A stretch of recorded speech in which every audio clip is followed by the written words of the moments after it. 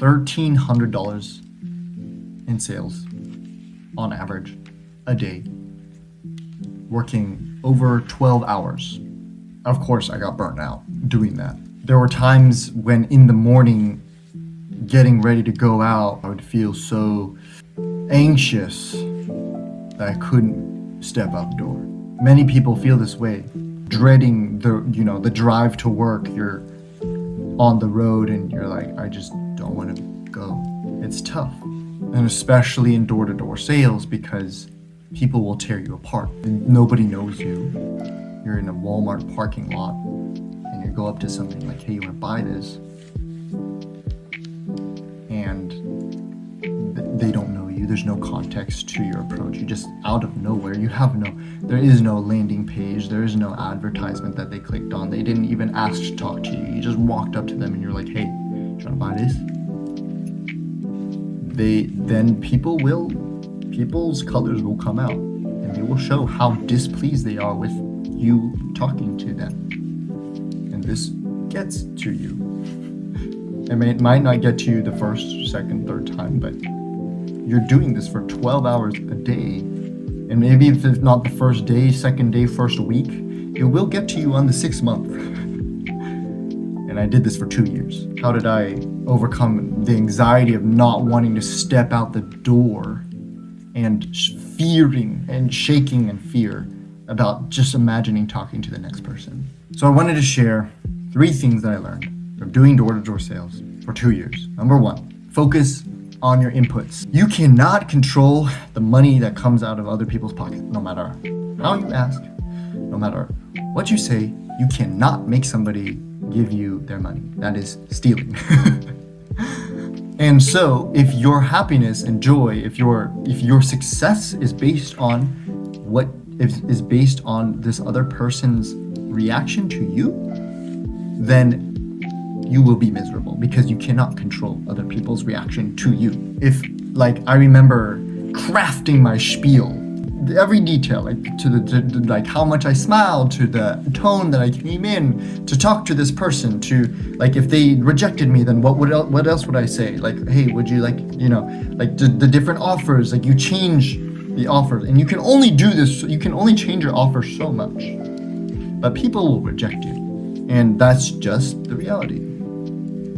So what I did was focus on how much I was giving, how much effort was I putting in, how many people did I talk to today. That's it, because that's a number I can control. I can go out, I can talk to somebody, boom, 1. And every time you talk to somebody, there's a guaranteed return of I talked to 1 more person. That's the result. And through pure probability and just talking, the more it's linear, the more people you talk to, the more sales that you're going to get.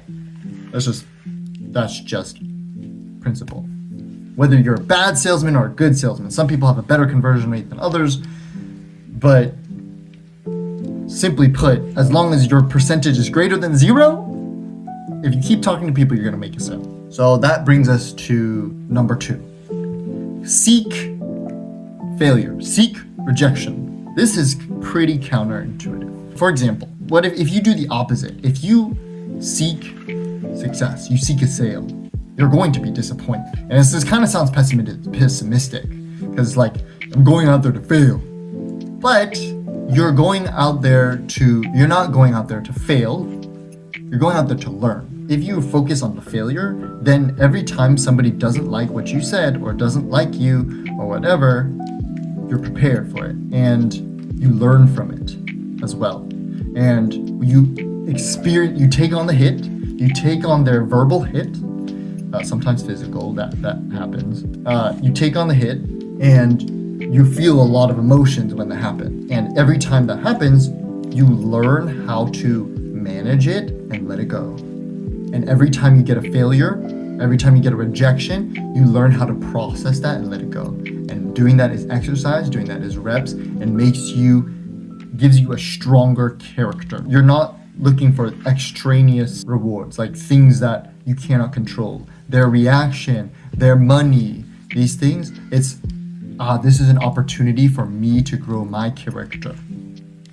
And as long as you're focusing on these internal things, the results they'll come as a side effect, because it's just pure probability. As long as you're still doing this thing, as long as you're still talking to people, just by pure door knocking and probability of it, you're going to make money. But the issue is whether you can keep doing it or not. And if you focus on these factors that you cannot control, then you can't keep doing it, because you're going to get shut down and you're going to feel like, oh, I'm a failure, because you don't see money. The third thing is to prepare well. If you just wake up, you step outside, and then you start selling stuff to people, going to feel pretty crappy because you weren't prepared. I do think there is over preparation, where you try to, you're thinking about all the ways to, like, this is like you're thinking about all the ways to craft your spiel and this thing, and eventually you don't even talk to anybody because you're so focused on like how to do this. That's like avoiding stepping onto the pavement. But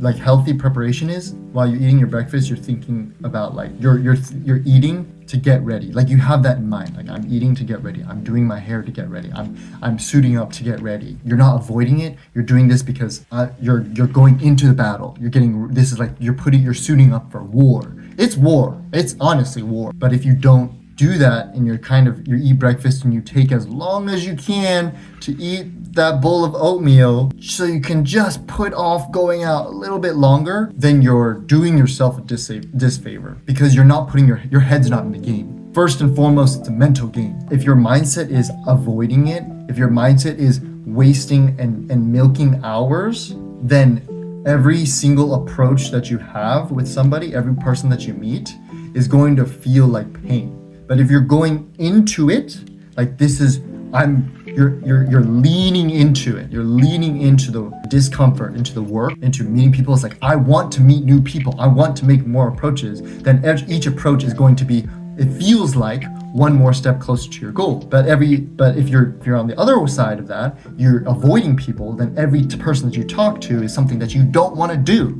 And so it's gonna feel like crap. These are just 3 things that I learned from door-to-door sales to overcome my anxiety. But at the same time, these 3, there are so many things that I learned that I can't cover, and I'll go over in future videos. If you want to take it a step further and get personalized help, I offer coaching to overcome anxiety in the burnout in the workplace, so that you can get your head back in the game and start feeling like yourself. This is for any Asian American professional in their 20s. I specifically target this group because this is the group that I can offer the most value to, because that's what I am. So thank you for watching. I really hope this helps.